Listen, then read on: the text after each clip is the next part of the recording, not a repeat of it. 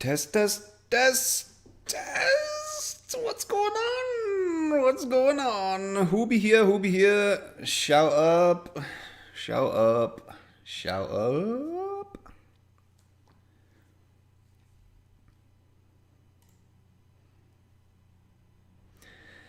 We back. It's another week. It's Friday again. It's Friday again. Time for the live stream. Device podcast demo, mate. Test, test, test. That's right. You know what I'm talking about.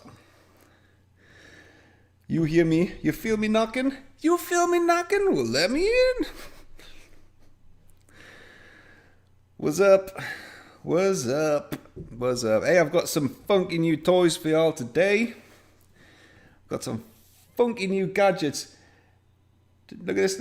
Look at this. You can't see my mouse actually, but I've got this little gadget widget down there, which is the there are not very many people watching the stream view account. I've got that, and the alert thing should work because I've changed it to a proper one. I've changed to Streamlabs. I mean, if you're not into streaming, you probably don't know what Streamlabs is, but it's Streamlabs is what most people use. I give up on XSplit, to be honest, like load of rubbish. So I've changed to Streamlabs. If you've ever watched a live stream and someone gets a donation or a subscriber and that little zombie goes and then like wiggly text appears, that's Streamlabs. So I've changed to them. And I mean, when I say I just changed to them, I meant like 15 minutes ago I changed to them. That's what I've been doing for the last 15 minutes. So we'll see how that goes.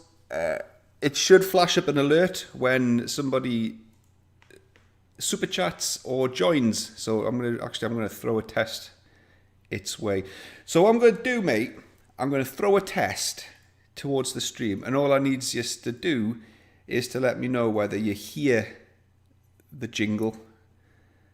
Right, so where am I at? Alert box. Global event types. Hey man, global event types. That's when you know you're in some high-tech, high-level shit. That's what it says. Speaking of high-level shit, the last 2 support desks have been demonetized by YouTube. Did I even swear that much? Shit. I mean, sue me, come on. This is hardly risque content. Right, member jingle coming your way. Gonna find my baby, gonna hold her tight, gonna grab some afternoon delight. My motto's always been, when it's right, it's right. I mean, when I say I set it 15 minutes ago. I set it 15 minutes ago. So that was like, I think that's the best I could come up with in 15 minutes. So that's the member jingle. So I need to know whether you heard War on Burgundy. You saw a clip with audio. Mint. And then this is the super chat one. Thanks for watching the video. Yeah, it's a bit of an anticlimax, but that's 15 minutes of figuring out how it works and then making it work. Good. So they work. That's good. And I can do jingles for like the subscriber one, like this one. That's not Thanks. it. Oh, come on. Thanks for watching the video. Where's the subscriber jingle? I'm not even going to bother. But you can have like a little jingle when someone subscribes to the channel. I'm not going to do that. Like, it's not like I don't get tons of subscribers, but everyone wants subscribers, but you don't really want a little zombie guy going, hey, someone subscribe to the channel. It's not really all that relevant to a live stream, so I'm going to keep that one. I'll keep that one on the down low key. So we'll wait for people to stroll in. It's 5. So I've changed the time. Normally, the last few live streams have been 4 o'clock on a Friday, UK time, GMT. So this one's an hour later, 5 o'clock. So I've been kind of thinking, this is a work channel. I know I've been chatting in Discord about this quite a bit with all the members, and I'm just trying to get the timings right on, and also just figure out the channel, because Right, so let's get into it. Let's talk about. I know you guys in Discord. You heard me talking about this, the video that was going to happen but didn't happen. So I'll talk about it here, and then once I've talked about it, I can't really untalk about it. So yeah, starting with the live stream. Thinking about the channel as a whole, it's work, isn't it? And I've been trying to operate this channel from day one, using the same principles and the same methodology is what the general consumer entertainment channels use. Sort of pushing out video. I say expecting. That's how YouTube works. You push out videos, you expect views, you expect engagement. Well, you hope for it anyway. And then you want subscribers in return, and thumbs up, thumbs down, comments. And then you want people to turn up to live streams and stuff. It's you kind of need that engagement to run a channel. And then I was just kind of thinking, well, it's not really taken off for this channel. And then there's two reasons for that, possibly. I'm a shit YouTuber. Just nobody gives a crap. Or it's because it's work stuff. So people turn up for, people land on a video and they watch it, and then it's a work thing. They might subscribe to it, but then do they really want to watch any more of it outside of work? Probably not. Or if there is, obviously you guys do, but I would suspect the vast majority of people probably just don't. Do they really want to talk or hear about or engage with their work tool outside of work? Probably not. So that's kind of what I've been thinking about recently with live streams, when to put them on, when to time them during the working day. That's because that's the next dilemma. It's like, okay, so if this is a work thing, the support desk live stream, it's talking about work. It's ask questions about this, ask questions about that. Let's talk about work. If you put it after work, do people care? Do people want to join it because it's after work? But if you put it during work, can people even watch it? I was talking to the wife about that, and she was just like, look, because she works in recruitment, and she was saying, if I was sat at work watching a recruitment live stream and the directors came along and saw us watching a recruitment live stream, I should get a kick up the backside for it. I was like, yeah, actually, that's fair enough. Actually, that's a good point. So I'm kind of stuck between a rock and a hard place on that one. So yeah, that's kind of what I was trying to get my head around. Trying to figure out the time. So I changed it to 5 o'clock, and the vast majority of the audience that watch my stuff is in America, which is a very difficult time zone to navigate because you guys have got a lot of time zones. And I'm like, so I put this at 5 o'clock in the UK in the evening, which is pretty much on the nose, the end of the working day. But wherever you are in the US, this is sort of falls between, in most time zones, falls between the working day. So what I might do for one of the next live streams is just maybe experiment and do this or another live stream quite late in the day in the UK, which falls after the US working day, to see how that affects views, perhaps. I don't know. Oh, Timo, mate. Mark, you've also got a little new badge, haven't you? You've got the little one badge. That's working quite well. So that means you guys have been members for a month. Hey, YouTube's doing some work for its 30%. Awesome. All right, well, you're saying, Loon, mate, right, we create webinars and not a lot of users are watching, and then these are specialized webinars for their problems. Yeah, it is difficult to get engagement for this kind of stuff, and I don't know why. I just don't know why.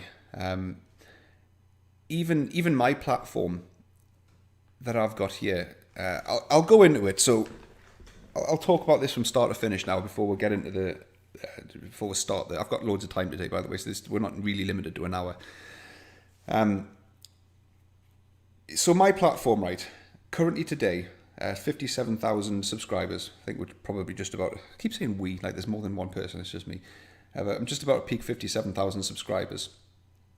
And it's still quite difficult to grab how many people within that audience are actually active. So I've recently moved over to the membership platform, which is what this is. So this live stream is membership content, really, although anyone's free to view it.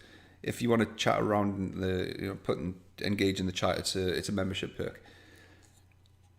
And the inventor videos as well. So inventor tips and tricks, they'll be uploaded as well for members only. So when I did that, I wouldn't say I got a lot of backlash, but a bit, you know, a fair few. I say a bit because they stand out. You hear anyone who's got a presence online talk about this stuff. It's always Gonna find my baby, gonna hold her tight, gonna grab some afternoon delight. It works, mate. Yes. My motto's always Get been in. when it's right, it's right. Welcome, Daniel, mate. You've a certified the relief that has just washed over me there. It was off the scales. The alerts work. Who was it that was saying last week that once it works, we've got nothing to actually mock? Welcome, Daniel. Thank you very much for joining up. Right, what was I saying? I can't even remember what I was saying now. Something about so when I put up the membership program, got a bit of backlash, and that negative feedback tends to stand out. Anyone says that who's got an online presence. Anyone who's watching and reading through comments, you know, that you do get quite a lot of positive feedback, but then the negative stuff tends to stand out. So this negative feedback was always focused around and pinpointed on, your channel, you know, I used to love this channel. It was always inventor tips and tricks, and now there's not so many tips and tricks. You need to bring back the inventor tips and tricks. That's what you need to do. I used to love this channel, and it was my one source of inventor knowledge, and it's all changed now, and it's all gone to hell, and like, yeah, blah, blah, blah, blah, blah. And it kind of does get you thinking. So what I did back in 2018 was I kind of stopped the inventor tips and tricks. I mean, it's not really a secret, you know. I'm pretty sure everybody who watches the channel has probably noticed that. It was around 2018 that the inventor videos kind of plummeted and took a bit of a nosedive. So the history of the channel up until now, it started in 2014, and in 2014 when I started the channel was just a marketing arm for me going self-employed. Basically, I went self-employed after 17 years of being full-time staff, and I thought, hey, I've got some tips and tricks. I'm going to chuck them out on YouTube. If one person sees a video and I get a couple of months' work from one of these videos, then it's worthwhile. 6 years later, here I am. So for 2 years after I started the channel, it was purely just tips and tricks for Inventor. Then from 2016 onwards, that's when I started kind of mixing it up. I started doing like workstation videos and VR stuff and general Autodesk news, and 3D Connection came along. That was really good. Started doing 3D mice reviews and stuff, and just mixing it up with bits and pieces. Then sort of midway into 2017, 2018, I kicked up Render Wars and started mixing it up. But all through that time, I was still doing the Inventor tips and tricks stuff. And then in 2018, that's when I hit the wall with the Inventor videos, and there was a good reason for that. And this is I'm kind of hoping a lot of the remaining active audience hears this, the ones who are kind of still expecting to see Inventor videos. There was a good reason why I stopped doing Inventor videos in 2018, and that was because people weren't watching them. Even today, when I chuck out a video in front of the 57,000 subscribers that I've got this kind of pressure on me to satisfy 57,000 people with Inventor videos. But the reality of it is when I do that, they're not being watched. And that was all too apparent back in 2018 when I did if you remember, back in 2018, around July, I didn't finish, and this is why, I started the All Buttons Explained series. And this should have been like rockin' horse shit to people who were into Inventor. It should have been like heroin to them. Like, you're into Inventor to the point where you want to watch as many videos as possible. You subscribe to a channel, you bang into it, you want videos on Inventor. Having a series of videos explaining what every single button does, surely that's like the ultimate thing. Yeah, sure, tips and tricks, random tips and tricks here and there, cool. But a video series about every single button, that to me was like the ultimate thing you can do on this software package. So I started doing them, and back in 2018 I must have had probably about 40 to 45,000 subs back then, and these videos were getting 2,000 views out of the 40 to 45,000 subscribers that I've got. And out of those 2,000 views, probably about 1,800 to 1,000 of them were subscribers. And the amount of effort that was needed to make those videos was colossal, because no one person knows what every button is. I had to research every button, figure out what I'm going to say, how I'm going to present it, and I just hit the wall with it. I thought, why am I doing this? It's quite clear that my videos, what happens is I chuck them out and they're found later on by people. Take the chain video that's in the archives, the Learn Inventor in Under an Hour video, the 3D sketch video. They've all got kind of probably 1 million views between them. But 90% of the views on those videos are from people who aren't subscribed. They just find them and then sort of move on. So that's why I stopped. And then that became even more apparent 3 weeks ago when I released Infusion CAD Challenge number 5. You want some stats on Infusion CAD Challenge number 5, mate? I thought that after a good while of not doing much Inventor stuff, that this would be lapped up by people.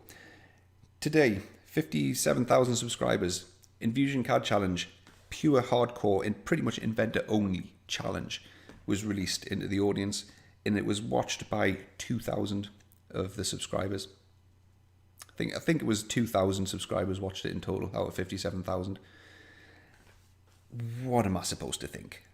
It doesn't really fill you with much motivation to carry on making Inventor videos for the wider audience, which is exactly why I moved the Inventor stuff over to the membership platform for the guys who actually really want it. And then I can focus on the main channel on stuff that on wider stuff. I'm building a channel. I can't build a channel on 1,000 views. Not going to happen. So I wanted to get that out the way and just put that to bed and just let everyone know who's in the wider audience. That's why the Inventor videos kind of stopped, because people weren't watching them. And the people who do watch them are mostly people who, we've all done this as well, right? Sorry, chat. I've got plenty of time. I'll get to the questions in a second, mate. Sorry, I've been trying to work on this whole presentation thing and explaining this for kind of a while, so I just want to get this out of the way first.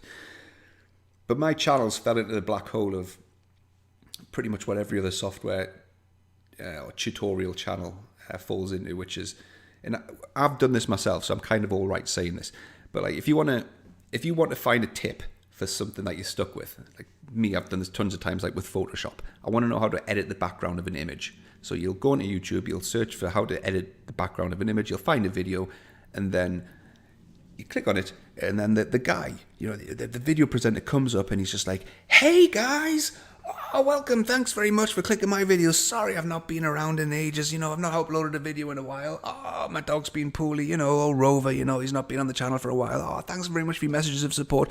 He'll be back on the channel soon. Thank you very much. Oh, if you want to get some merch, links are in the description, 10% off t-shirts. Oh, don't worry, I've got this series coming up, and blah, blah, blah, blah. Mate, for the love of God, would you shut up and get to the point? I don't care about your dog or your I hope your dog's all right, but can you just tell me how to fix the problem that I've got? And then we can move on with this mostly beneficial to me transaction. That's very much one way. And that's kind of where my videos have fell into. People find them and then they just don't really care about the channel. They don't care about sticking around. They just want to skip to the bit that they need and then get on with their day. And that's what happens with software tutorial channels. And the more videos I created, that's kind of what was happening. So you can't really build a channel on that. And if you want to stick around, you've got to build a channel and have a sustainable, ongoing, returnable audience. So that's kind of what happened. You do hope. What's that, Loon? I do hope you keep going, keep doing the challenges. That's the thing, mate. The challenges, they're just not being watched. They're not being watched by the people who I expected to watch them. In fact, you know what? We can look at the stats. I've got absolutely no problem with bringing up the stats, mate. And I'm going to keep doing them. Absolutely will keep doing them. But I'll show you the stats, and then you can kind of see from this where I'm coming from with regards to whether and why you have to second guess whether, or just think again as to where you put your priorities. You have to follow the numbers with this sort of stuff. So let's go into Infusion. Right, sorry, I'll bring it up in a second. Infusion. Very difficult to type when you've got a microphone in your face. Fusion CAD challenge number 5. Analytics. Right. Okay. So, Infusion CAD challenge number 5 has earned me a massive £7.21. That was well worth my time. £7.21. Right, so in total, Infusion CAD challenge has had, since it was uploaded, 3,700 views. Bearing in mind there was 57,000 subscribers when this went live. 57,000 people subscribed to an inventor channel, and 3.7 thousand people watched it. But then when you look at the audience in general, and then you look at who was subscribed and who wasn't subscribed, out of those 3,600 viewers, only 1,600 of my 57,000 subscribers watched Infusion CAD challenge number 5. So when I'm creating, or when I'm sat here thinking about what my next video is going to be for the channel, it's difficult. It's difficult to put any time into CAD videos for the main channel anyway. For members, absolutely, completely worth my time now to do that. But for the wider audience, when only 1,600 of them are watching a CAD challenge, which from the feedback, I have thought that was what everyone wanted, based on the feedback. And then, like, looking at the tips, what was one of a recent tip? How to calculate the weight of paint was quite a recent one. I say recent. It's a year old. How to calculate the weight of paint. So yeah, about 10 months old, this video. 3,000 out of my 50, I think probably about 50,000 subscribers about a year ago. Maybe 47 to 50,000 subscribers about a year ago. 3,000 watched that. And that, how to calculate the weight of paint, that is a pure inventor tip. That's the kind of video that this channel was formed on, like, built around. And yeah, 3,000 watched it. Really difficult to keep pumping out videos like that when you know they're just not getting watched by people. But then you look at the VR videos, the hardware videos, laptop videos, they just get massive views, and they're the videos that pull in an audience and keep people engaged. So yeah, I don't want to dwell on it. I don't want to make a massive deal about it. All I wanted to do is just point that out and just say, look, that's why this channel kind of changed a couple of years ago. And I'll show you the All Buttons Explained, because this is when it happened. Let's go down to sort of 15th of April 2018, about a year ago.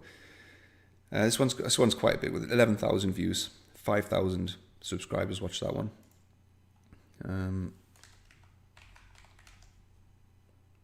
What about this one?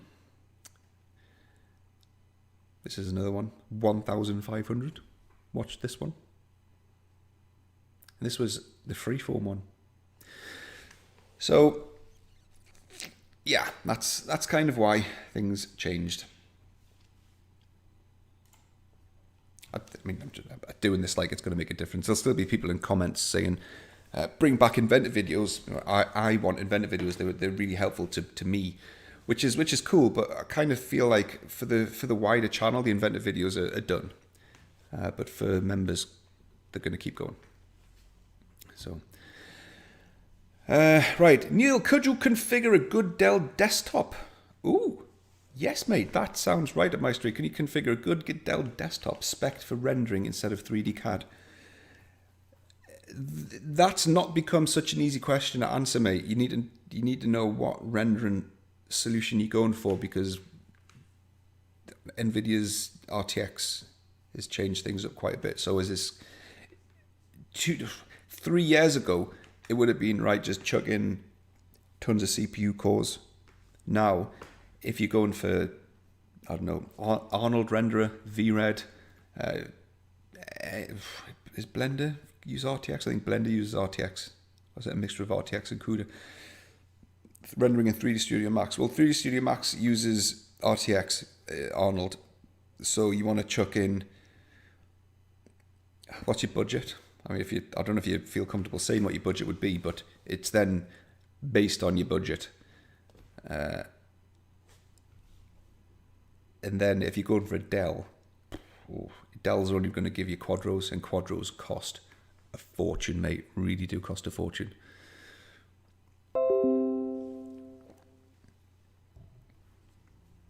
But we can go over to the Dell website, actually. We can have a quick look.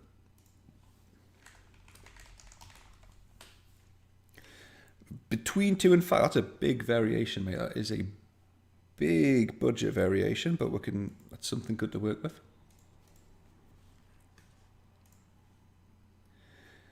It must be Dell, right? Well, you see, with the likes of Dell and HP, they're only going to give you quadros, and if you're going for GPU rendering,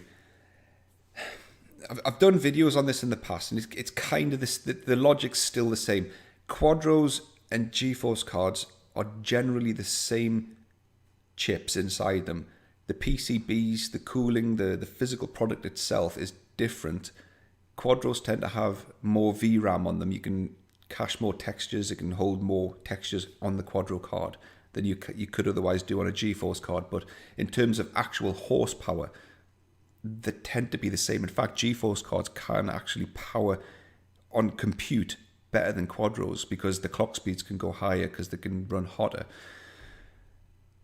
But a Quadro card is going to cost twice, if not 3 times more than the equivalent GeForce card, which is a tough pill to swallow if you're buying something for yourself. But if it's for work and you can justify it, fill your boots, mate. So let's go in for workstations of your precision fixed workstations.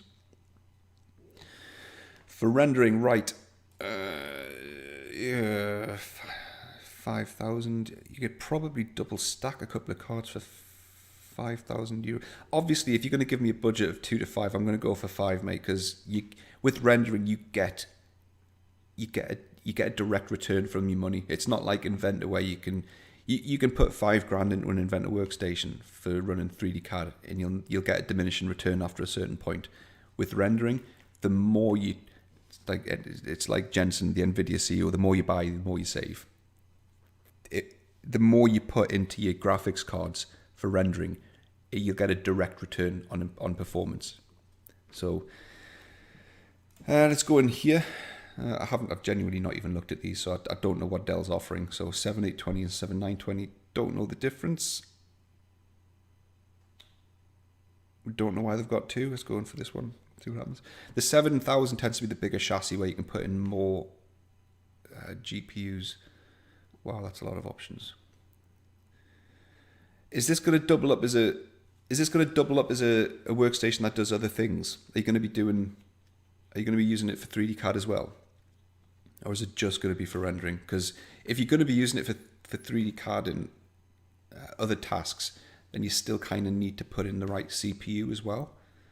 So you don't really want to go for only rendering. Okay.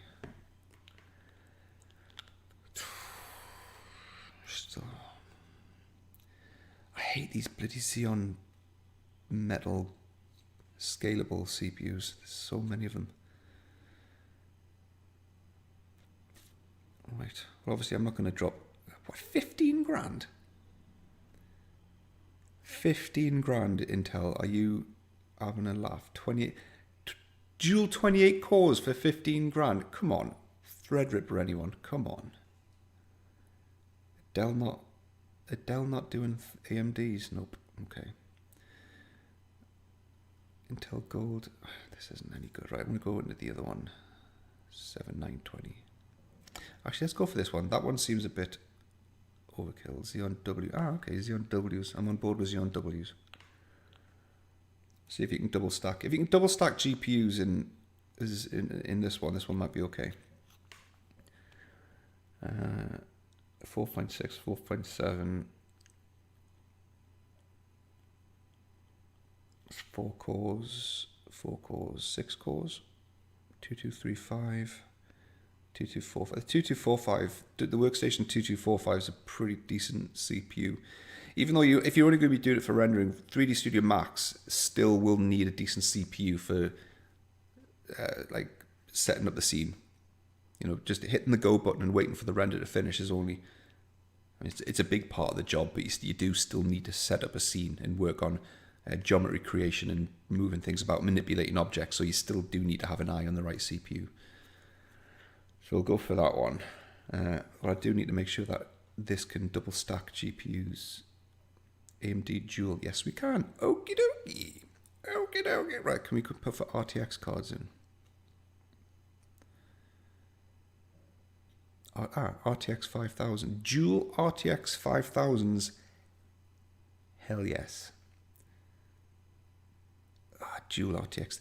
I mean, dual RTX 6000s would be awesome, but look at the cost. This is at $4.5 grand. Thing is, this is misleading because Dell is so annoying. This workstation's coming in at $4.5 grand. Nobody's paying $4.5 grand for this. You could go into live chat here, speak to whoever's on the end of live chat and say, I ain't paying $4.5 grand for that. Knock $1.5 grand off of it and I'll have it, and they'll do it. Do you know what I mean? So the price there isn't the price you pay. And then you can go into like whoever your provider is. Like there's various suppliers across Europe for Dells. Like we use Insight, for example. They're a third-party supplier for workstations, and the prices are just all over the place. Hello, Cadman. So yeah, there's just I'll kind of try and keep it around 5 to 5.5, but bear in mind that's not gospel. So that CPU is good. Windows 10 Pro for workstations. Microsoft requires that you select Windows 10 Pro for workstation 4 cores plus. Why? Why? Why is that a thing? Why do you have to pick a different version of Windows called 4 cores plus because you've got a CPU with more than 4 cores? Get the fuck out of here. What an absolute swindle. There's no need for that, like, oh, your CPU's got more than 4 cores, therefore Windows needs to have a different license. Bore off. I hate that shit. Hate that shit. Right, you definitely want the 950 watt power supply if you're putting in 2 quadros. In fact, you probably Dell, I assume Dell know what they're doing, but I'd be putting in more than 950 watts for 2 quadros, or 2 quadro RTX 5000s anyway, and an 8 core CPU. 8 gig of RAM. Oosh. Right, what kind of scenes are you working with? Is this for mechanical CAD data, or is this for anything else? Part counts. What kind of... I don't know how much RAM you're going to need. I've just built a new system here and I've only put in 32 gig of RAM in my own system because I found after using my own system for years, I don't need more than 32 gig. At work, I've spec'd 64, but I only did that because I felt like we needed to upgrade. But even with us, we're not using more than 32 really.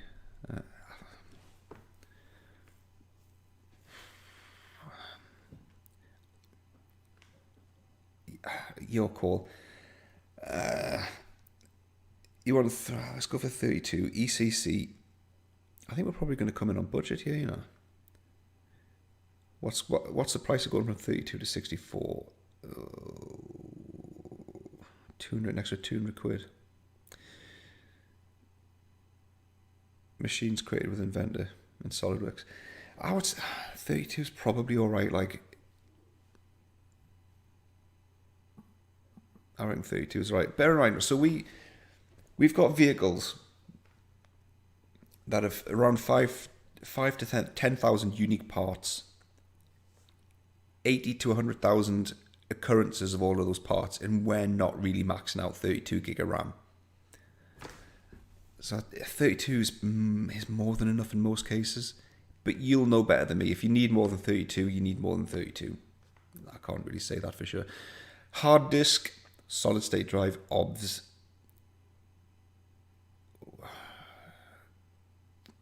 this. Oh God, I hate this. Right, internal NVMe, front PCI Flex Bay. Why do I need this option? Just give me a solid state drive, boot drive.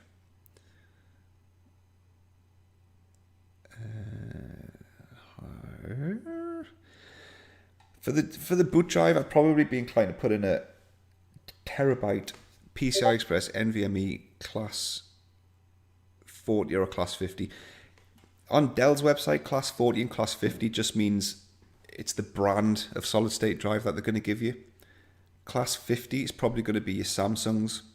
It'll be a Samsung PM or a Samsung SM drive, or maybe the I doubt it'll be a 970 Pro, but yeah, class 50 tends to be the faster drives. Class 40 will still be a decent drive, but it'll probably be like Toshiba or some unknown brand, or maybe not unknown, but like SK Hynix, something like that maybe. But it ain't gonna matter. The stuff that we do is not bottlenecked by storage anyway. You know, you're not doing massive data crunching on the boot drive. So I would go for M.2 terabyte PCI Express NVMe class 40. Sure. So it'll probably be 5,200. Yeah. Integrated controller, blah blah blah blah blah. Fanny on with those options. Third, fourth, bloody hell, you can put in a fair bit of storage on these, can't you? What? Dell Ultra Speed drives? Come on, Dell. Why is this? Sure. Anyway, so yeah, there you go. For $5,000, you could easily get $1,000 knocked off of that, easy.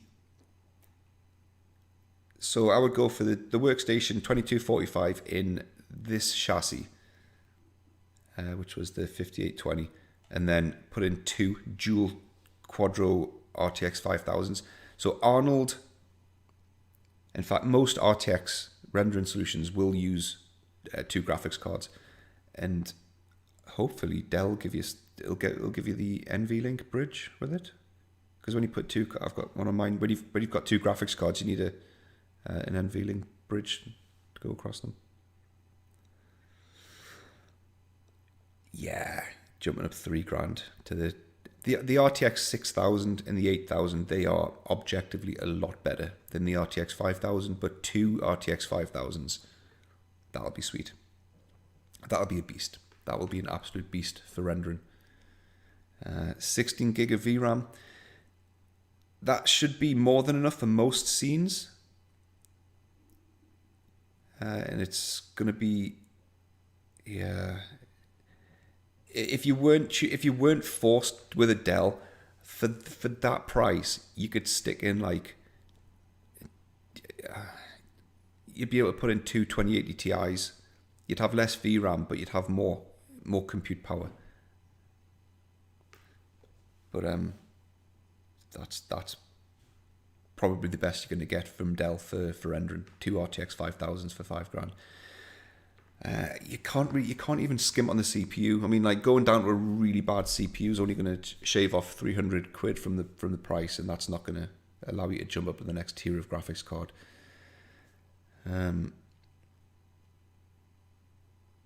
What's the cost of a single RTX 8000? NVIDIA single. Oof. RTX 5000. RTX 4000, 5000, 6000. Why is there no option for a single RTX 8000? Oh, there it is. Oof. Wow. So it's an extra £1,400 for a single RTX 8000. Yeah, that stings.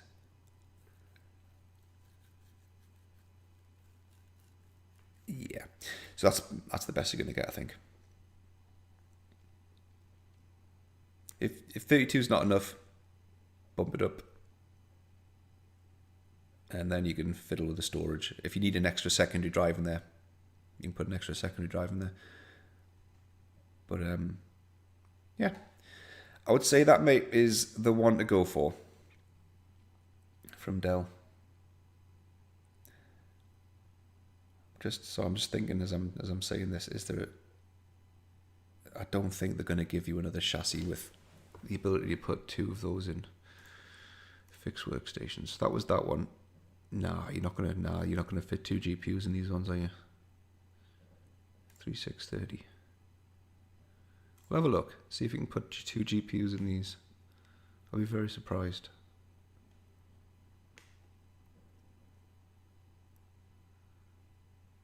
Is there even a GPU in that?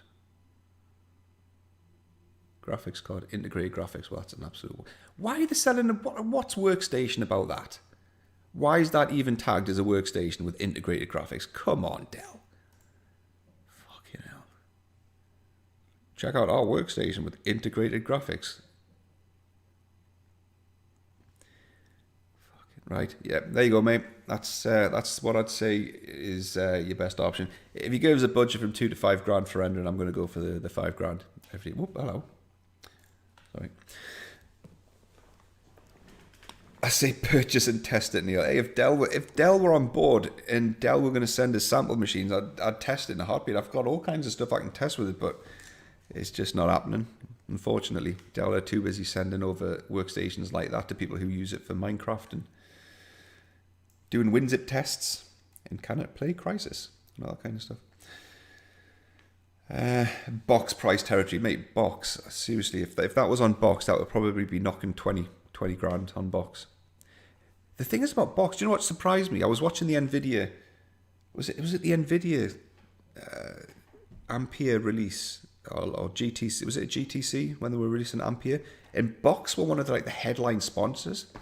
What on earth's going on? People are obviously paying the prices from Box. Their markups are disgusting. I mean, granted, I haven't looked at what they're selling in a while, but I can't imagine they've changed much. But when you spec out what they're putting in their boxes, you look at the part cost, the bill of materials for a typical box could be 2.5 grand, and they're reselling them for 12 grand. It's like, how are you even allowed? I mean, say 12 grand. That's just picking that, but it was roughly that kind of a markup. It was insane. Absolutely insane. Like where's that money going? Professional support. Well, people pay support for the CAD supplier. Who have you got that's worth that much? I don't know. It's working. It's obviously working for them. So.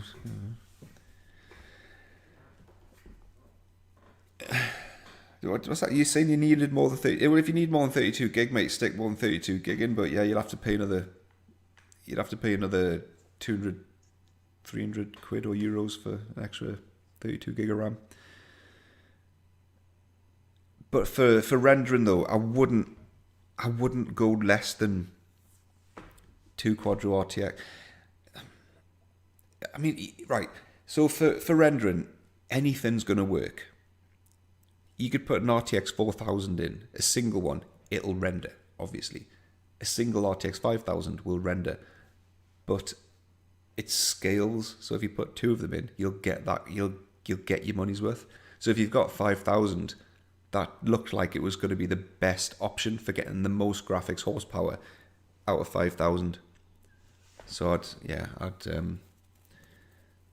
the next step down would probably be 2 RTX 4000s, but yeah, it would be quite is it going to be a massive step down from 2 RTX 5000s? I don't know, because I can't test these things. I can't test them. I've got the ability to. I've got benchmarks and stuff set up, but I haven't got the products to test them. And I'm not about to remortgage my house to buy them either. If you're rendering 40 hours a week, it's worth it. That's the thing. I don't directly make money from the crap that I buy. I buy crap to show it on YouTube, and because I'm a nerd and I like it. But like, my PC doesn't make me any money, really. I've bought, like last week, I bought a brand new case. I don't know if the webcam will stretch to see it, but oh, there we go. So that there, brand new case. So it's the Lian Li PCO11 dynamic case. I've got new RAM sticks. So I Corsair's Dominator RGB 32 gig 3600 megahertz RAM, and tomorrow I've got a whole brand new suite of fans coming. Why not? I just like this shit. Doesn't make me money. I've got two 2080 Ti's in here. Why? Because I like playing with VRED in my spare time, and I like it to go fast. I don't do anything for production. Everything I do in VRED is just for my own curiosity and for playing around.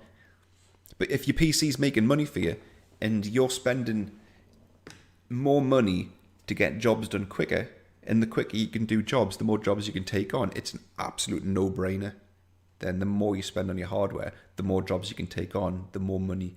It's blatant, hardcore, as pure as it gets return on investment, isn't it? So, how is generative design going, mate? Mark, I've not looked at generative design since we did the. Was it around December where they were doing the free trial period of generative design? I think it was around December. I've not looked at it since then, mate. So I've no idea. I would suspect it's progressing as normal and it's being developed and full steam ahead. But yeah, I've not played with it much. There's only so much I can juggle. You know, I kind of pick what I'm interested in, what I play with, and then I just get involved with that. And then there's just so much stuff going on in the world of Autodesk, and I can't stay involved with it all. And generative design kind of falls in that. You know, if it's part of a video that I'm working on, then yes, I'll have a look at it. But then it's kind of the case with most people who are on YouTube. You know, you'll do a video, and then once you're done with the video, it's just poof in the past, and then you're on to the next thing, and you move on. And generative design was kind of part of that. At some point. I'll come back to it, but no, I haven't done yet. What is your take on multiple parts in the same file versus single parts which are derived from other parts? Wow, it's way late in the week for that tongue twister. Right, let me start this again. Timo, what's your take on multiple parts? Multiple parts in the same... Are you talking about multi-body parts there? So this is multiple bodies in the same file versus single parts which are derived from other parts.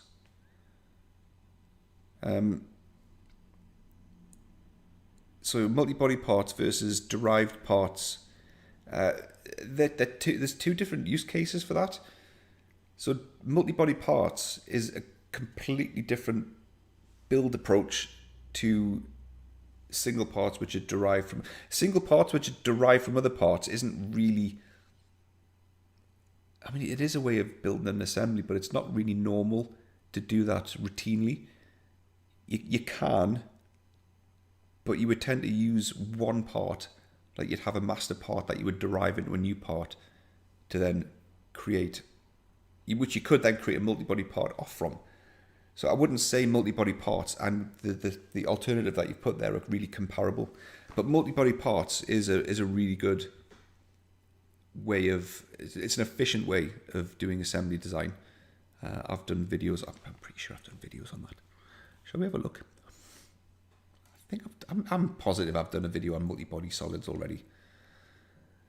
How do I find my videos? Video manager.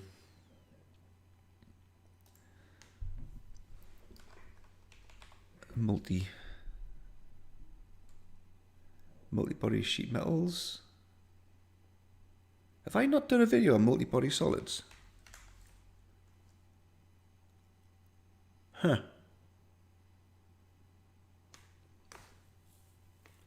Or I just named it differently. What else would it be called? I'm sure I've done a video on multi-body solids. That's interesting.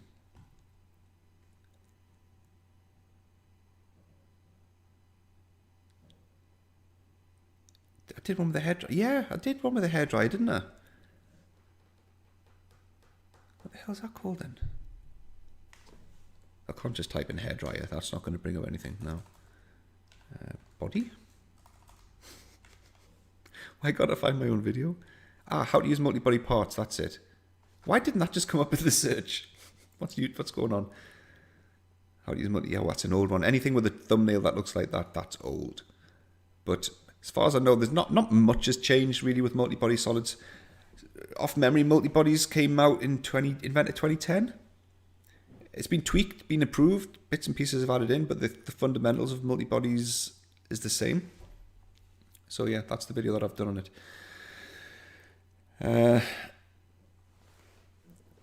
But yeah, it's a legit way of creating an assembly, but doing it all within the confines of a part file first, so that you've got everything local and you're not designing things separately, externally, independently, and away from everything else.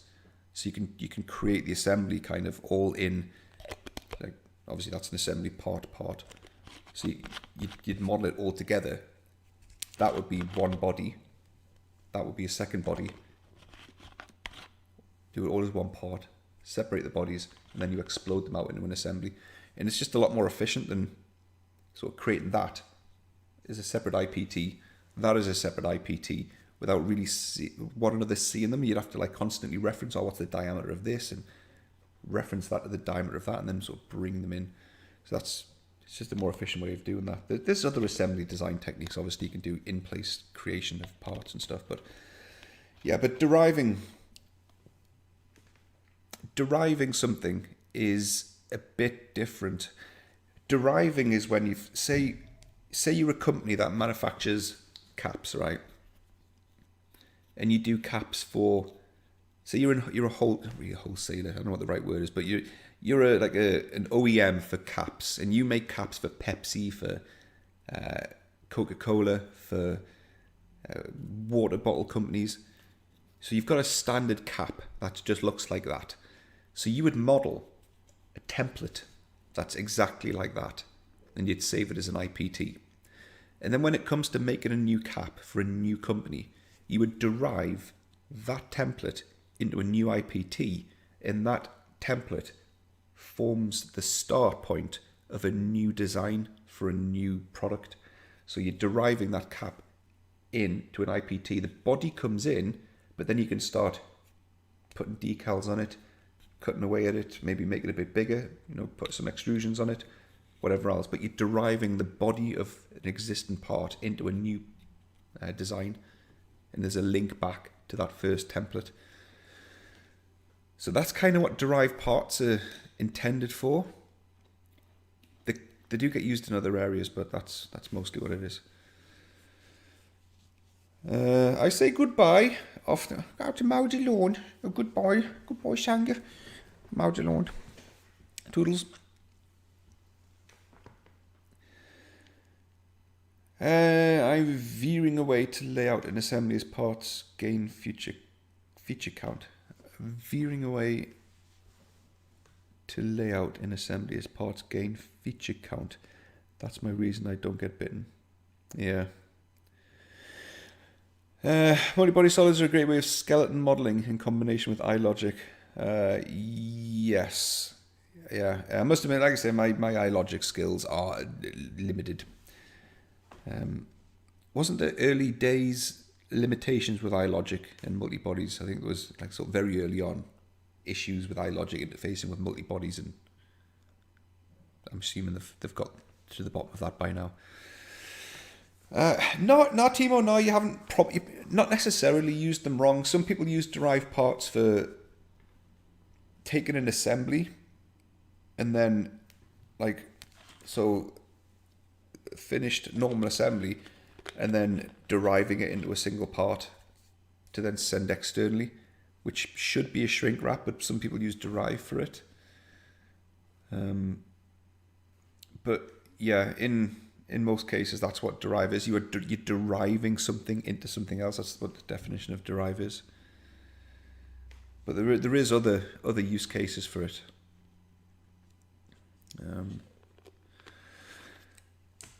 Right. Is my view count on the little widget down there correct? Let me have a quick check. Current viewers 17. Is that right? Refresh. Oh, it is. Cool. Cool. So yeah, we haven't got too many views today. 80. Oh, it's live. Yeah. So yeah, I might experiment next week with a different number, with a different time, and we'll see. We'll see how that does. Yeah, I think most of you lot who've turned up today, I think you are all right with this time, but I might sort of make it a bit later. Feedback welcome. I just want to try and see if I'm not excluding some people who wanted to turn up but couldn't turn up. So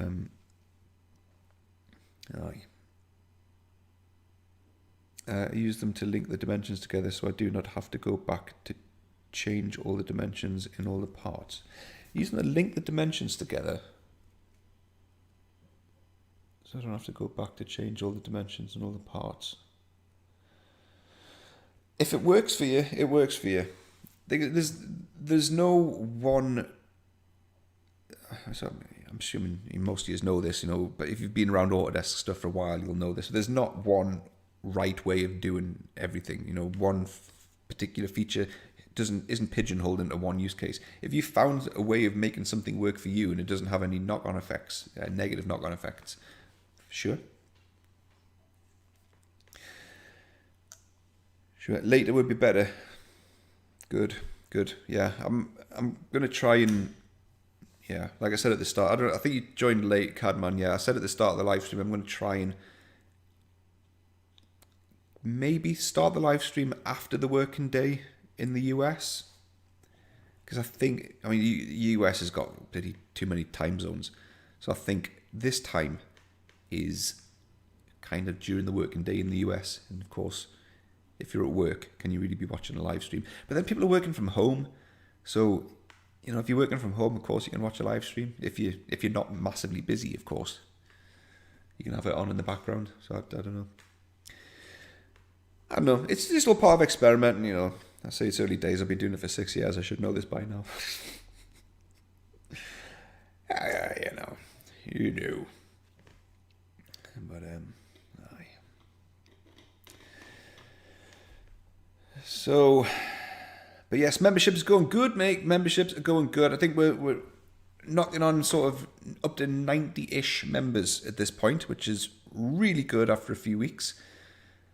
I'm hoping to keep that going. So update on something else I was talking about a couple of weeks ago. I'm still planning on, I still haven't started it yet, live, but I'm still planning on doing external training videos. Full vault install, setup and training videos, as well as inventor training videos, and then hosting them externally. Haven't started them yet, but I've decided to knock on the head the idea of doing digital badges. I've got to email the guy I've got a meeting with him on Monday. I'm just going to drop an email and say, look, it's because there was a minimum order, if you remember, for 500 badges. I don't think I'm going to sell 500 training courses in a year. So I'm going to knock the badges on the head. But yeah, I'm still going to do them.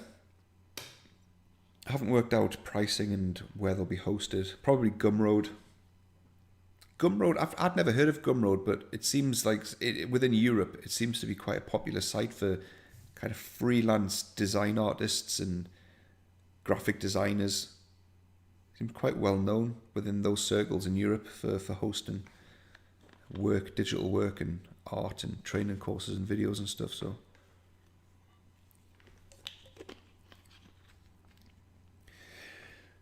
I never had a formal training for Inventor. I'm currently doing prototyping in a startup. So currently our engineering and drawing team is all me. I've never had any training.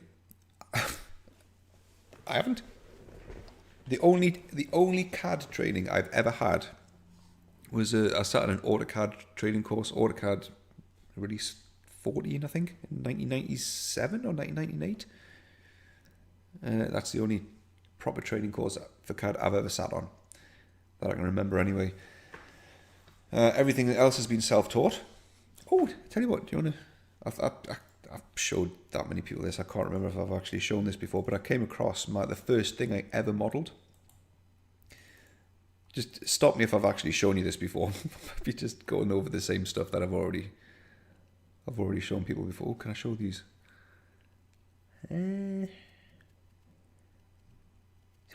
of course I can show these. These are fine.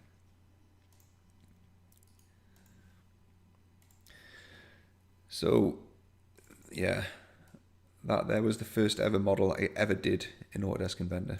Very first thing. I'm pretty sure I've showed this before, but yeah, that's how I learned Inventor. Sat down and modelled that from scratch.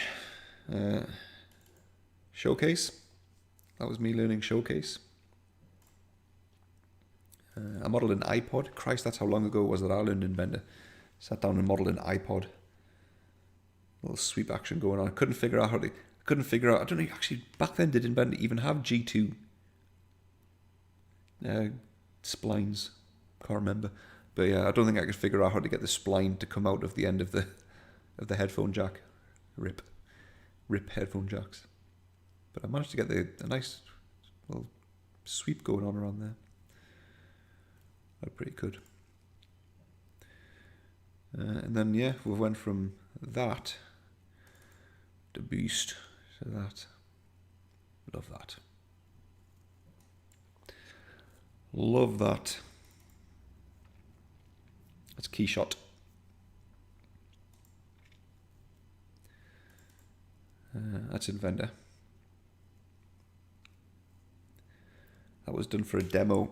I did a pre-sales demo to a client probably 12 years ago now. And there was a trick inside Inventor. This is way before Inventor had ray tracing, but in Inventor Studio there was a trick where you make the background of Inventor white. You model like a big cube on the ground and make that white, and then you turn off all scene lights and you change it to like global illumination or something it was called, and then you get this.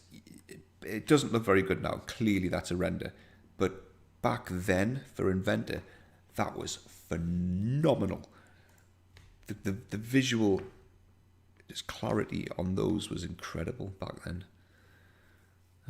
Same with the likes of these. I mean, like the glass and stuff just doesn't look very good, but 12 years ago that was pretty awesome for Inventor.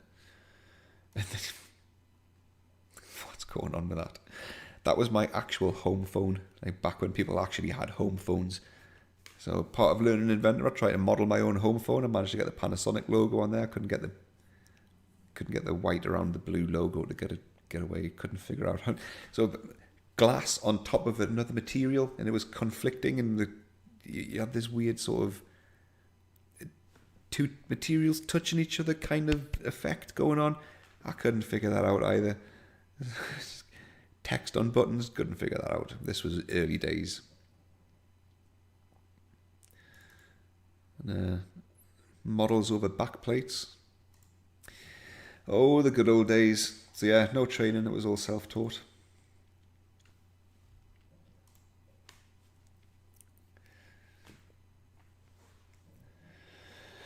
Bless the old school indeed, mate. I know. You can get some good renders out of Inventor. Like one of the best renders that I've ever done in Inventor is the BAC mono.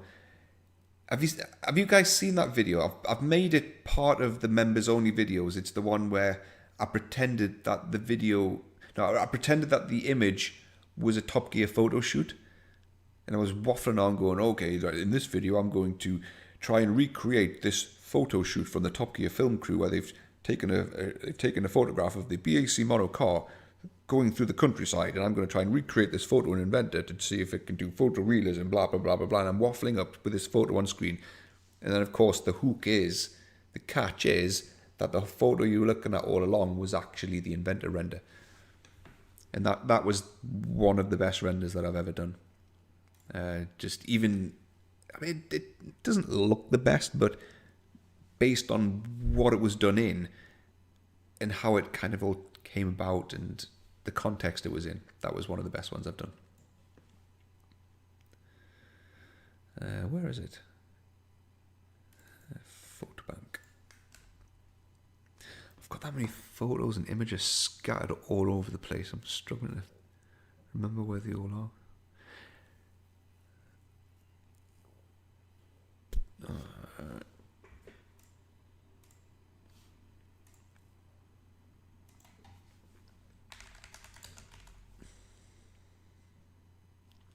the one?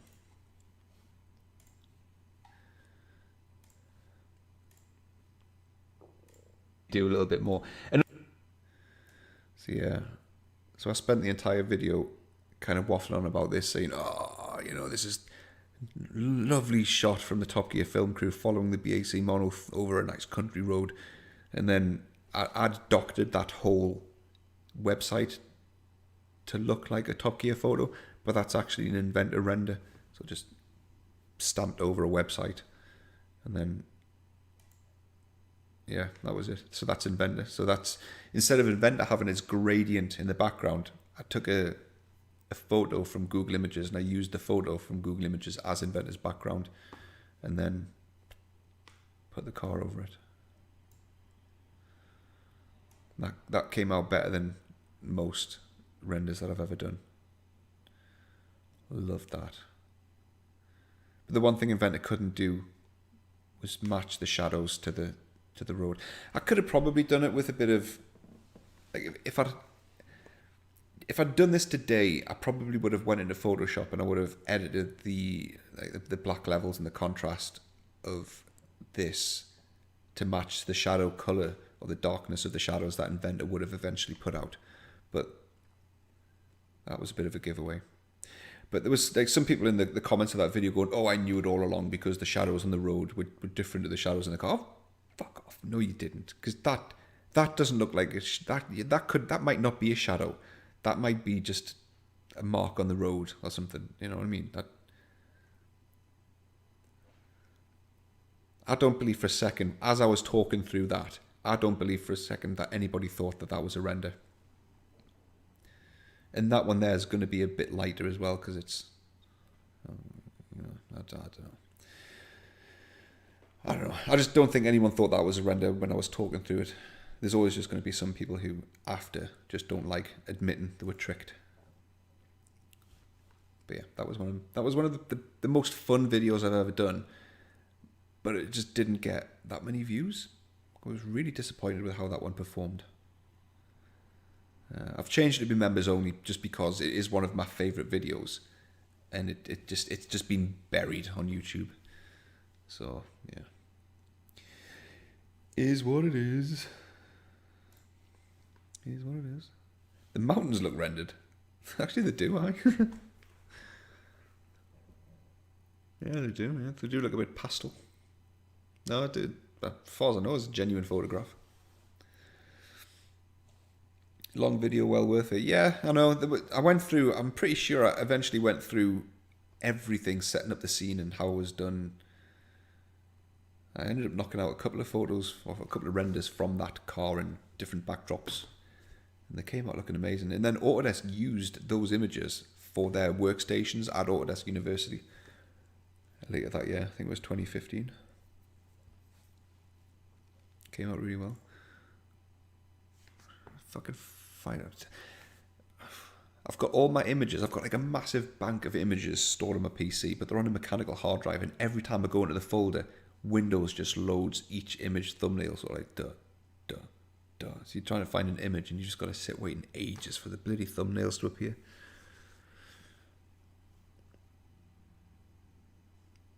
It's like, okay, I'll just not bother them. Oh, here they are. Right.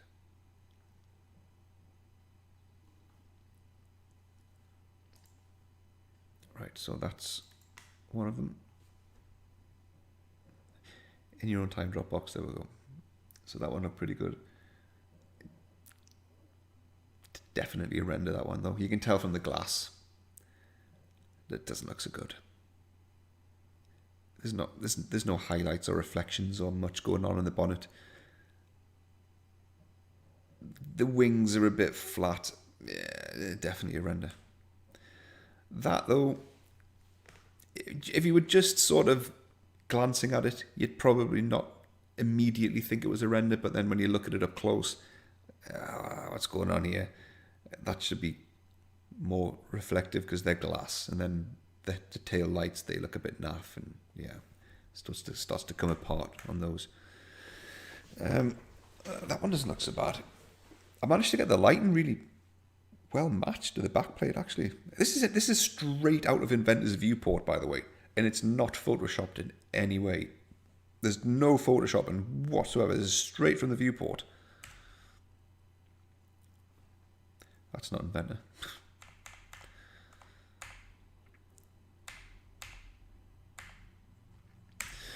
Oh yeah, I enjoyed them.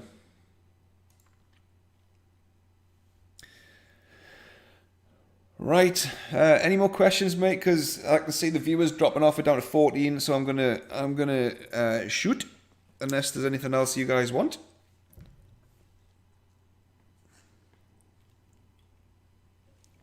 I saw you were chatting in Discord. Is there anything else from Discord you want to talk about?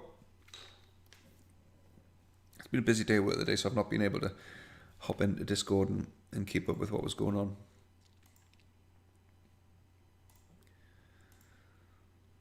I think I saw someone talking about a laptop.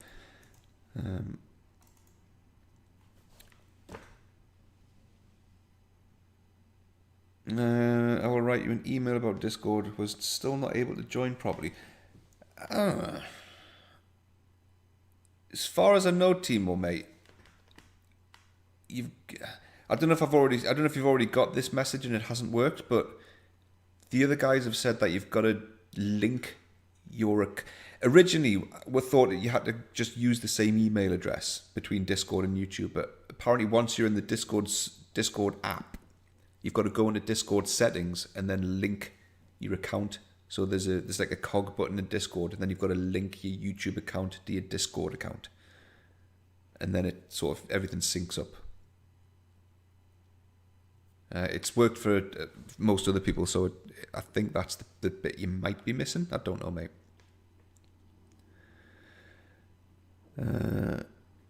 Right, if you've not tried that, that's probably what it is. Yeah, you've got to link the accounts together. Did I get my shield? Yes, I ended up with 2. I ended up with 2. What an absolute faff that was, mate. Worth it? Kinda. The whole AI upscaling thing from Nvidia about makes 1080p stuff look like 4K. That's absolute bollocks. No, it doesn't. But it's really good. It's down there. That's it there. A tiny little box, but it was worthwhile. But yeah, my pre-order got cancelled by Scan in the UK. What a bunch of absolute cretins they are. And they've just screwed me over again today. I ordered 4 Corsair QL140 fans for my PC last night. I've got a dispatch note saying it's been dispatched and it should have arrived today.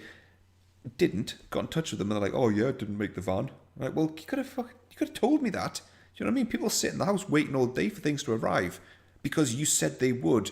You can't just say it's going to and then it doesn't. Oh, but current conditions. Oh, I think we can all stop using current conditions now as an excuse for doing your job badly. We've had plenty of time now to get over it and adjust. Do you know what I mean? There's plenty of places that are probably under the cosh and quite busy, but you, not so much. You've had months to adjust to the demand, to the changing times, to current conditions. What, 4 months in this? 3 or 4 months in? You can't be using current conditions now as an excuse to just do your job shit.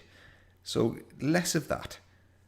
Fucking, it's like, I got a bag of stones, right? Garden slate delivered last week. This is, you couldn't make this up. By a company in, I don't know, Coventry or something called Coventry Aggregates or something aggregates. All they do is they sell stones that go in gardens. That's all they do. One job. They sell stones. So I ordered a ton of stones. Comes in a big sack of stones. And then there's a little note that you get when you place your order that says, "Oh, we're sorry. Due to this was, by the way, this was last week. Due to current conditions, we may not be able to deliver your order when we say we would because we are prioritizing deliveries to the NHS."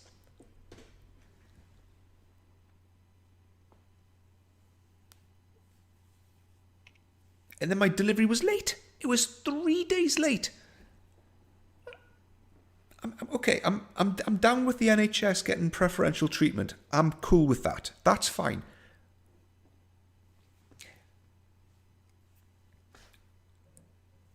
what part of the current conditions and this whole crisis we're going through has resulted in the NHS needing copious deliveries of garden slate and stones? Where's the link there? No, that's just you guys using public sympathy as a reason to go, well, we're going to be affected too. What do you sell? We sell garden stones. How's that? No, Corona. Fucking garden stones, prioritising NHS to garden stones. I was like, right, enough with this now. Can we just stop? Just using it as an excuse for everyone to just do their job badly. You know, we've all got it tough, but we've all adapted and we've all got on with crap. It's like, fucking hell. Anyway, right, that's my rant. rant over for the day. Yeah, so you're in Timo. Good, that was it. So at least I know then. So anyone else who joins, I might put a note. See, that's the thing with YouTube is if you put a note on the community tab, it just ends up getting buried down and down and down. So I don't even know where to put a permanent note to advise people on what to do. But at least I know that's what it is. Dropped over $3,000 on a build and they shipped it without my RTX 2080 Ti. What's worse is they sent me pictures of the build before they shipped it. Was that scan? Dropped over $300 and then he shipped it without the 2080 Ti. And they had pictures of it with it in before they shipped it. They're hilarious. The shield was the worst.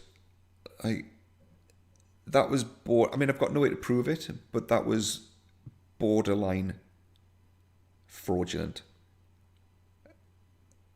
Borderline. I can't accuse them of it because I've got no proof.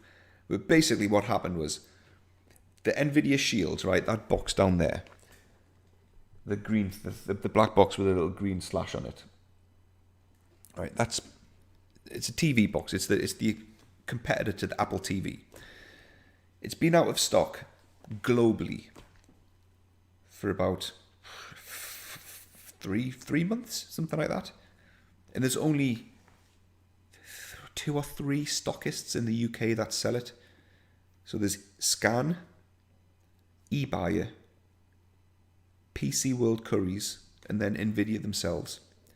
Out of stock completely from all through February, March, April, May, and it just started to come back in stock in June. So because it was out of stock, obviously everybody wanted it, and Linus didn't help. In the middle of flipping May, Linus Tech Tips released a video saying, it's the best thing ever, everyone should buy one of these things, it's great. So that increased demand even more. So in the middle of May, in fact, I think all through this whole 4 months, Scan were the only retail outlet in the entirety of the UK who were accepting pre-orders for when it comes back in stock. And it was supposed to come back in stock on the 28th of May. So all through those 4 months, they were taking pre-orders and they were taking people's money for it. So at the start of May, I got in touch with Scan and I was like, yo, I know you guys have been taking pre-orders for this for a while. So if I place an order now, have you taken too many pre-orders for the amount of stock that you've got coming in? Pretty reasonable question. You know, you're the only ones taking pre-orders and it's a hot product. So have you taken too many? And will my pre-order be just completely back-ordered? Am I going to be like the 5th shipment of stock coming in?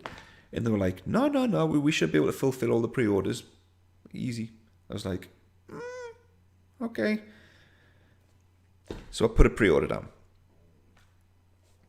What then happened was 3 days before it was supposed to ship, so around the 25th of May, Nvidia got a random splurge of stock on their website. It came in stock for about an hour. But I'd already pre-ordered it, so I was like, should I? And I didn't. It came and gone. It was sold out in an hour. And that happened again. Then the day after, on the 26th, eBuyer got their stock in. It was in stock on eBuyer. So PC World, Scan, and eBuyer, the only 3 outlets in the UK selling them. eBuyer got their stock in. it was in stock and available to be purchased on eBuyer for about 2 hours. I was nearly bought it again. Nearly bought it, but I thought, no, I've got my pre-order in with Scan. They've said it's cool. So I'm not going to do it. But during that 2 hour window, I got in touch with Scan and I was like, hey, am I definitely getting mine on the 28th of May? Because eBuyer have just got their stock and I kind of really want it. eBuyer sold out all their stock, and then later that day, Scan said, yeah, you're not getting it. In fact, you're not getting yours till the end of June. So I still wouldn't have it now. They said, and this is what they came up with. They said, sorry, there's been a problem with the courier. There's been a problem with our supplier, is what they said. The supplier / courier has had a delay or a problem due to current conditions. Obviously, current conditions is to blame for this. And we're not getting stock until the end of June. So I was like, oh, really? Well, how come Nvidia have had oodles of stock? How come eBuyer have just had their stock in? Surely Nvidia are not using 2 different suppliers for 2 UK outlets. That they wouldn't do that. They've got one product and they've got to supply it to 2 UK outlets that are in fairly close proximity. They're not going to use 2 different suppliers. So have you really got a problem with your supplier? Or have you done exactly what I thought you've done, and you've taken on too many pre-orders, and my pre-order isn't going to get fulfilled until the end of June? And you've just took everyone's money anyway on an absolute lie. Basically on a fraudulent promise. And they were like, no, we haven't done that. I was like, fine, show me. I emailed and I was like, you could make this a lot better. Show me proof that your supplier has a problem.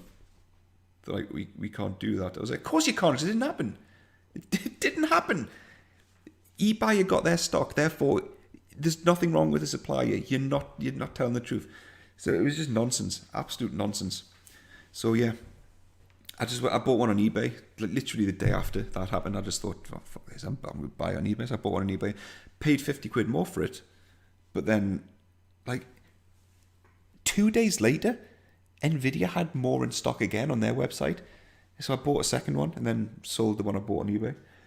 And Scanner still sat there without any stock. I'm like, what are you doing? So I emailed Scanner. I was like, hey, Nvidia have these in stock. You know the thing that you had a supplier problem with. I suggest you maybe go to Nvidia and buy their stock and then send them out to all the people who you've taken a pre-order from, and then give them the shields that they're not getting because of your supplier problem, allegedly. Fucking absolute con artists. I was so mad. Supplier problem. Nonsense. The card landed 3 weeks later. I'd be livid, mate. I'd be absolutely livid with that. How does a graphics card go missing from a computer? See, there's pros and cons to building your own computer, though, isn't there? Because if you were to, that shouldn't be a con of buying a system pre-built, because it should come pre-built. It shouldn't come with anything missing. But then, a pro of buying everything separately is then you kind of hopefully guarantee that everything's going to be there. But then if there's a fault with something, you kind of got to deal with individual warranties, and yeah, it's an absolute menace.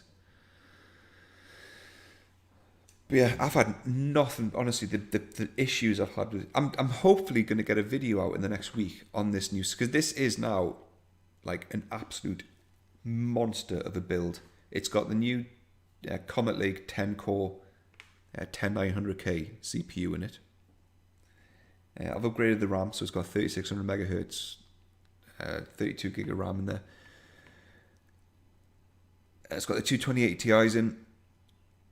So it's a beast, absolute beast of a system. So I'm hoping to get a video out on it soon. But the flipping fans, what happened was, I don't even know what happened. I plugged in everything into the new case, and then I powered it up, and I think there was a power surge through one of the SATA power cables, and it's blown the LEDs in all of my power, in all of the Corsair fans, and it's blown the LED strip on the front of the case. They're completely dead. So in a lot of my old videos, you might have seen the PC in the background. It's got like two fans on the top and one fan on the back, and they were usually always one colour. They're dead. LEDs are completely toasted, and I think it was because of a power surge through the SATA power cable. Weird. I've wasted probably 15 hours, 20 hours maybe, of my life trying to figure out what the hell it was. See you later, Cadman. Yeah, it was a good rant. I needed to get that off my chest. It wasn't as good as me getting accused of theft in Sainsbury's 2 days ago. And, yeah, I had to resist going back up there and complaining, doing the Karen speech back up to the store manager. Oh, I had an altercation with one of your staff. But yeah, I got accused of theft as I was leaving Sainsbury's 2 days ago. Unbelievable. I think it was because I was wearing an Adidas hoodie. And I was bollocked for leaving the store through the egg. But, right, basically what happened? In the... Missed messages held for review. Yeah, apparently if you swear, your message gets held for review. Right, so what happened? This is fucking hilarious. I'm going to take a drink. In the UK, it's probably the same in the States, I would suspect, but our supermarkets have got chemists or pharmacies in the middle of the supermarkets. So I went up to the supermarket, Sainsbury's, to buy a box of paracetamol from the pharmacy in the supermarket. So I went and got a box of paracetamol from the pharmacy, and then I was also going to buy an electric shaver, because I'm getting a bit dishevelled now, and my shaver's knackered. The battery's dead on it, so I was going to buy an electric shaver at the same time. They didn't have any electric shavers in. Shelves were empty for whatever reason. Current conditions, probably. Anyway, so I'd bought the box of paracetamols from the pharmacy, had them in my hand, and I make a point of wrapping the receipt around the box to show that I've bought something from the pharmacy, and then when I walk out the shop, it's bought and paid for. And so I was like, I looked at the shelf with the shavers on, nothing there, and I thought, well, I ain't going to buy a shaver here. And then I thought, right, time to go. So I walked out of the store through those self-service checkouts where you can scan your own stuff and then pay for it yourself. I walked out through there, and the woman who was monitoring all the self-service checkouts just give us the biggest, hacky, dirty stink eye that I've ever had in my life as I was walking through the self-service checkouts to leave the shop. And she just looked at it. She was like, "Excuse me? Excuse me? Where are you going?" I was like, I'm leaving the shop. Why are you coming this way?" I was like, "Because this is the exit." And then she looked at my hand and was like, "Have you paid for them? Have you paid for them?" I'm like, "Do you want to keep your voice down?" I was like, "There's a receipt wrapped around them." I was so shocked at the time, like I couldn't think of all of the abuse that I wanted to hurl back at her. I was thinking to myself, you've got a pharmacy in the middle of the supermarket. Do you accuse everyone of theft who's leaving the shop with things that they've already... Do we have to do a pretend mock transaction at the tills as we're walking out with things we've already paid for from the pharmacy? I was thinking, are you having a laugh? Can you shout it any louder in front of everyone else who's standing? This should make it a proper scene. There's people around watching as I'm being shouted at from this Karen. She's like, "Have you paid for them?" I'm like, "There's a receipt wrapped around them. I don't do that just because I like the contrasting colour of the white to the red box. Of course I've paid for them." And then she goes, "Well, you can't leave that way. You can't leave through here." I'm like, "Yes, I can. This is the fucking exit." She said, "No, you've got to leave through the front." I'm like, but I assume at this point she's kicking off with me because I've shown her up because I've actually bought the thing she thought I'd pinched. But now she's moved on to, and this blows my mind. I have no idea where she got this train of thought from. But now she's moved on to, I'm not supposed to leave the store through the self-service checkouts if I haven't paid for anything. That's apparently not the done thing. What I should have done was walked over to the entrance where people are walking in their droves, and I should have walked against the flow of traffic, bearing in mind social distancing, which is going on right now. I actually made a conscious decision as I was standing at the electric razor aisle, thinking, if I go that way towards the front aisle, there's a good chance. In fact, I would expect them to turn me around and say, no, you can't come out this way because people are walking in this way. Walk out through the exit. So I walked out through the exit. It's just like, you can't walk out this way. I was just like, I'm fucking leaving through the exit because this is the fucking exit. Fuck off attitude. I probably shouted at her in the middle of the shop. I had a right Barney with her. I thought, you absolute jumped up fucking... Is getting shouted at for leaving the store through the exit. What on earth's going on? What did I nick? A box of paracetamol with a receipt wrapped around it? I thought, wow, never in my life have I been... I mean, she didn't accuse me of theft, but it was an audible, verbal accusation, implication, shall we say. It was an audible implication of theft. Have you paid for them? Wow. Just... And I thought, you know what, I'm going to go back up. I was going to go back up and speak to the store manager, but I thought, you know what, is that what's that going to achieve? So I thought, no, I'll email them. I challenge you, try and email Sainsbury's. They've done everything in their power to make sure you can't email them. There is no email. Maybe it's because they've got lots of Karens everywhere who accuse all their customers of theft. And they were getting too many emails about it, but now you can't email them. Yeah, see you later, Gavin. I was after a story. So yes, that was this week's fun and festivities. Right. I'm going to shoot off. I think we're done. Unless there's anything else that I've missed. Just reading up to the chat.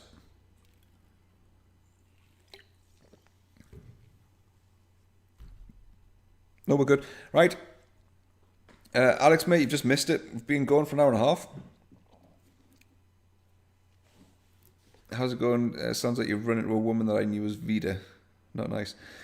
Unless you've been here the whole time, Alex. I don't know. I haven't seen your name pop up. But yes, I don't know what. I should have got a name, but I was absolutely fizzing. Like fizzing. I had to leave and vacate the vicinity pretty quickly because... yeah, you know when you start getting, I'm going to shout at you really loudly and say something I'm going to regret. I just walked away.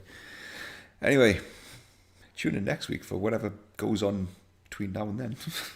Right? Cheers, folks. Thanks for turning up. As I said last week, I'll try and get a stream during the week. Probably won't, but I'll try. I'm hoping so because the notifications are working now. And we got... Gonna find my baby, gonna hold her tight, gonna grab some afternoon delight. My motto's always been, when it's right, it's right. So we got that. Thanks for watching the video. I'll try and get some better ones set up for next week. That was 15 minutes of messing about, so I'll get some better ones set up for next week. Reed, thanks very much. It's been a pleasure. I'll see you in the next one. Doodles.